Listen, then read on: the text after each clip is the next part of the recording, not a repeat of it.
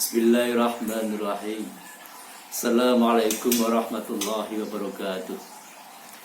Teman-teman semua, kita ketemu dalam perkuliahan Al-Quran dan Sosial Politik di tengah-tengah suasana Corona.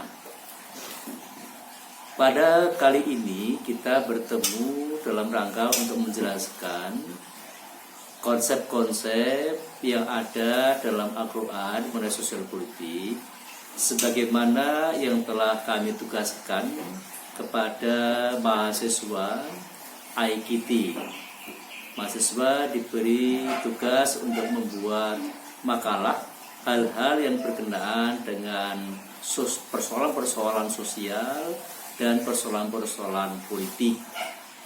Mata kuliah ini dihadirkan agar mahasiswa tidak berpikir dikotomis antara sosial dan agama atau Al-Quran itu dipisahkan, atau antara politik dan Al-Quran itu dipisahkan, atau seolah-olah ada kesan bahwa masalah-masalah sosial, masalah-masalah politik itu tidak ada dalam Al-Quran. Kita harus yakin bahwa Al-Quran itu adalah kitab suci Allah yang diturunkan kepada Nabi Muhammad dalam keadaan sempurna. Al-yawma akmaltu lakum dinakum wa atmamtu alaikum ni'mati wa raditu lakumul Islam madina. Itu telah sempurna. Arti sempurna di sini bahwa persoalan apapun yang ada dunia ini sesungguhnya telah dijelaskan dalam Al-Quran, baik bersifat yang prinsip-prinsipnya terperinci maupun yang bersifat mujmal atau garis besarnya. Persoalan-persoalan sosial itu banyak sekali kita temukan di dunia ini. Yaitu bagaimana Al-Quran bicara tentang masalah-masalah sosial atau konsep-konsep tentang sosial, konsep-konsep politik. Yang pernah kita bahas sebelumnya adalah tentang interaksi sosial. Manusia difitrahkan oleh Allah untuk berinteraksi sesama manusia. Mengapa semacam itu? Karena pertama, manusia tidak bisa hidup sendiri. Manusia difitrahkan oleh Allah hidup bersama orang lain, yang dalam bahasa Al-Quran disebut dengan istilah lita'arufu, kenal mengenal, interaksi antara laki-laki dan perempuan, antara suku-suku, antar bangsa-bangsa atau suku dan bangsa. Interaksi ini difitrahkan oleh manusia, oleh Allah kepada manusia, karena manusia diciptakan oleh Allah hidup secara terbuka, inklusif, bukan eksklusif. Karena manusia tidak bisa memenuhi kebutuhan hidupnya sendiri. Semua apa yang kita butuhkan dalam kehidupan dunia itu karena jasa orang lain, karena kita melakukan interaksi dengan orang lain. Coba kita renungkan bersama. Misalkan pakaian yang kita kenakan ini itu melibatkan berapa elemen, berapa aspek, dari petani kapas, kemudian pabrik yang membuat kapas menjadi benang, kemudian dipintal menjadi kain, melibatkan toko yang menjual kain, melibatkan tukang penjahit yang akan menjahit menjadi pakaian, dan kemudian melibatkan juga banyak aspek termasuk rincian-rincian dari pakaian yang kita gunakan. Ini buktikan bahwa sesungguhnya kita nggak bisa hidup sendiri. Kita bisa hidup bersama orang lain. Belum kalau kita makan. Makan melibatkan banyak orang yang terlibat tatkala kita menyantap makanan. Kadang-kadang kita nggak pernah berpikir bahwa yang kita santap itu sungguhnya melibatkan banyak aspek, banyak orang. Karena kita hanya siap untuk makan, tapi nggak pernah berpikir bagaimana satu makanan itu terwujud, disajikan. Nasi, kita membutuhkan banyak aspek, banyak elemen, banyak orang. Lauk pauknya, ikannya, sayurnya, sampai pada alat-alat yang untuk masak juga melibatkan banyak orang. Untuk itu dengan konsep ta'arufu itu sebenarnya manusia akan melahirkan sikap, yakni tidak boleh sombong, tidak boleh takabur. Kita ini tidak ada apa-apanya, kita ini orang yang lemah. Untuk itu kita secara sunnatullah kita harus hidup bersama orang lain. Ta'arufu, harus silaturahmi, harus tolong menolong.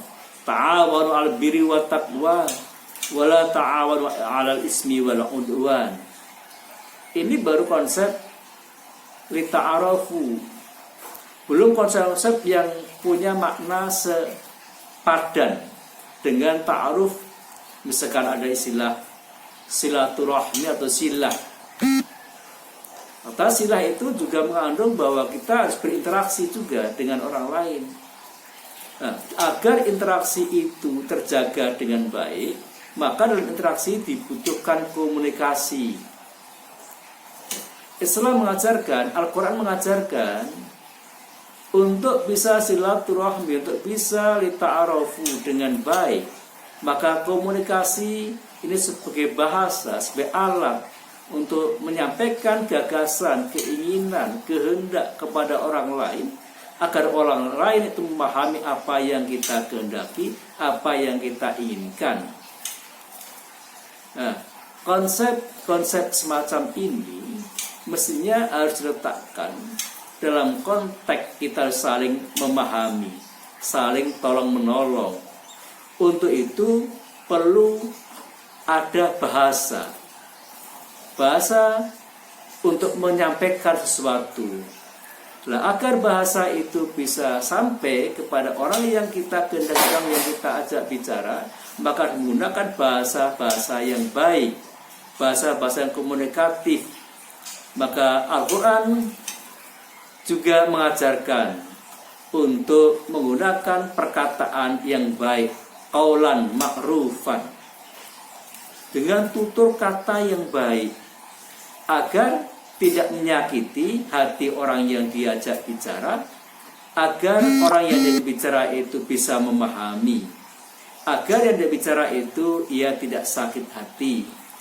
Qaulan ma'rufan, kita harus punya tutur kata yang baik. Kepada siapa? Kepada siapapun yang kita ada bicara. Bahkan sampai Al-Quran itu Allah berfirman untuk tidak berkata yang menyakitkan hati orang tua. Wala taqul lahuma uffin, dan janganlah kalian itu menyakiti hati orang lain atau orang tua dengan perkataan-perkataan yang tidak menyenangkan. Juga dengan tutur kata komunikasi yang mengandung bahasa yang lemah lembut, qaulan layyinan, lemah lembut, yang tutur katanya sopan, santun, menyejukkan hati, tidak menggertak. Ini adalah bahasa Al-Quran. Maka agar interaksi sosial sesama manusia, baik itu dengan orang tua atau dengan tetangga, dengan teman, dengan pejabat, dengan atasannya, dengan siapapun, dengan tutur kata yang sopan, tutur kata yang santun. Ada kesantunan dalam berbahasa, sama-sama menyampaikan, sesama ngomong. Mengapa omongan itu harus mengandung unsur yang menyakitkan? Kenapa tidak mengandung unsur yang menyenangkan, yang menyejukkan? Maka dalam bahasa dakwah itu juga disampaikan dengan tutur kata dan komunikasi. Dakwah itu akan berhasil kalau disampaikan tutur kata yang bisa dipahami, yang menyenangkan bagi mereka yang menerima dakwah. Maka dakwah itu juga ada hubungannya dengan komunikasi. Nah, belum juga istilah lain dalam Al-Quran. Misalkan dengan kata qaulan kariman, tutur kata yang mulia, yakni tutur kata yang memuliakan, komunikasi yang memuliakan orang yang diajak bicara, orang yang kita ajak komunikasi itu harus dimuliakan, dihormati, dihargai, dan diberi penghargaan, diberi kehormatan dengan kata-kata itu. Ini tentang interaksi. Maka jangan diremehkan persoalan interaksi ini. Apalagi nanti kalau kita hidup bersama dengan orang lain di komunitas, di tempat-tempat tertentu, itu harus dengan tutur kata. Banyak kasus, persoalan-persoalan itu akan menjadi rame, bahkan menjadi cekcok, menjadi konflik antar teman sendiri, antar orang tua dengan anak-anak orang tua, bertetangga, dengan siapapun, dengan teman sejawat, itu karena persoalan komunikasi. Maka interaksi ini harus dijaga dengan komunikasi yang baik. Kalau saudara nanti terjun dalam bidang politik, dalam bidang masyarakatan, maka kesan yang akan diterima oleh orang adalah tentang tutur kata kita. Interaksi ini akan dikatakan berhasil itu kalau kita bertutur kata yang sopan, bertutur kata yang menghargai, menghormati orang lain, walaupun orang lain itu di mata orang kadang-kadang itu lebih rendah dari segi status sosial. Tapi ingat, Allah tidak melihat status sosial seorang. Yang dilihat adalah ketakwaan seseorang itu. Maka kepada siapapun kita harus tetap menghormati, menghargai dengan tutur kata yang sopan, tutur kata yang santun. Nah, kalau kita sudah bisa menghormati orang lain dengan tutur kata yang santun, yang terhormat, maka orang itu jangan menghormati kita. Orang itu juga akan menghargai kita.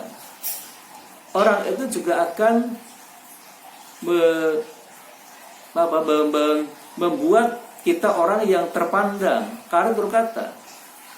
Namun apabila kita tidak menghormati orang lain, jangan harap kita akan dihormati oleh orang lain. Ini ajaran Islam tentang sosial. Maka problem-problem sosial, masalah-masalah sosial bisa jadi karena juga persoalan interaksi ini. Kita di negara Indonesia ingin aman, ingin damai, ingin menjadi bangsa yang bermartabat, bangsa yang beradab.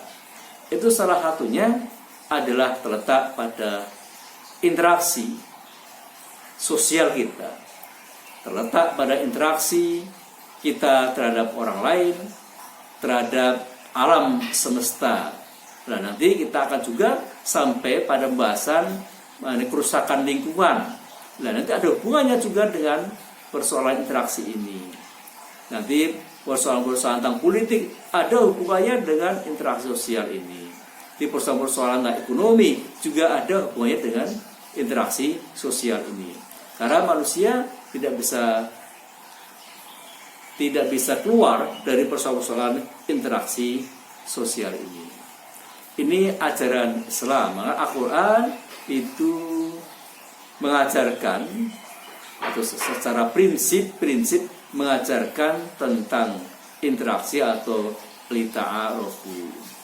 Walaupun kadang istilah ta'aruf itu dimaknai selain bermakna komunikasi lokal, regional, juga komunikasi global, juga dimaknai interaksi secara individual, personal. Di dalam Islam, sebelum seseorang itu melakukan pernikahan misalnya, itu perlu juga ta'aruf, kenal, mengenal. Kenal dengan siapa saya nanti akan melakukan hidup bersama, siapa keluarganya, siapa tetangganya. Agar apa? Agar kita tatkala berinteraksi dengan mereka itu tepat, tidak salah. Sebab kalau di awal sudah salah dalam berinteraksi, bisa jadi dalam perjalanan berikutnya juga tidak akan baik. Begitupun dalam kegiatan ekonomi, transaksi, bisnis, itu juga perlu interaksi. Satu pedagang dia akan sukses kalau ia melakukan interaksi dengan baik dengan pembelinya, dengan orang lain, menawarkan dagangannya dengan kata-kata yang baik, yang tidak ada unsur penipuan. Mereka bersikap sopan, mereka bersikap murah senyum. Nah, itu nanti akan berpengaruh dalam kegiatan ekonomi. Karena kegiatan ekonomi akan berjalan kalau tanpa interaksi. Maka hampir setiap perusahaan atau siapapun ya membutuhkan orang yang pandai menawarkan dagangannya, baik melalui iklan secara elektronik maupun lewat tutur kata atau lewat media-media yang lain. Perlu ada pilihan bahasa yang tepat agar para pembeli atau orang lain itu tahu bagaimana dagangannya itu ya baik, dagangannya itu sangat dibutuhkan dalam kehidupan ini. Itulah yang berkaitan dengan interaksi sosial. Sekali lagi teman-teman semua, jangan sampai kita ini gagal dalam hidup itu karena kita tidak bisa berinteraksi. Kita tidak bisa menempatkan diri kita di mana.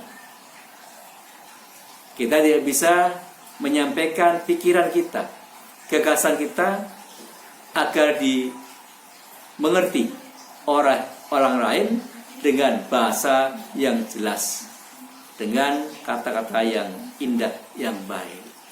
Nah, ini penjelasan dalam perkuliahan kali ini yang berkenaan dengan interaksi sosial. Dan nanti kalau ada pertanyaan-pertanyaan dari teman-teman semua, dari mahasiswa IKT semester 6 yang mengambil mata kuliah Al-Quran dan Sosial Politik, itu bisa ditanyakan lewat grup mata kuliah. Karena sudah kita buat grup di mana mahasiswa bisa berinteraksi dengan sesama temannya, kemudian mahasiswa bisa interaksi dengan dosennya. Nah, sewaktu mahasiswa mempresentasikan makalahnya, artikelnya, yang lain kemudian menanyakan, menambahi penjelasan, kemudian juga mendiskusikan, memperbincangkan konsep-konsep yang ada dalam presentasi tersebut. Sekian secara sekilas penjelasan kami selaku dosen tentang konsep interaksi sosial dalam Al-Quran. Lebih lanjutnya nanti dibahas di dalam makalah tersebut. Sekian. Assalamualaikum warahmatullahi wabarakatuh.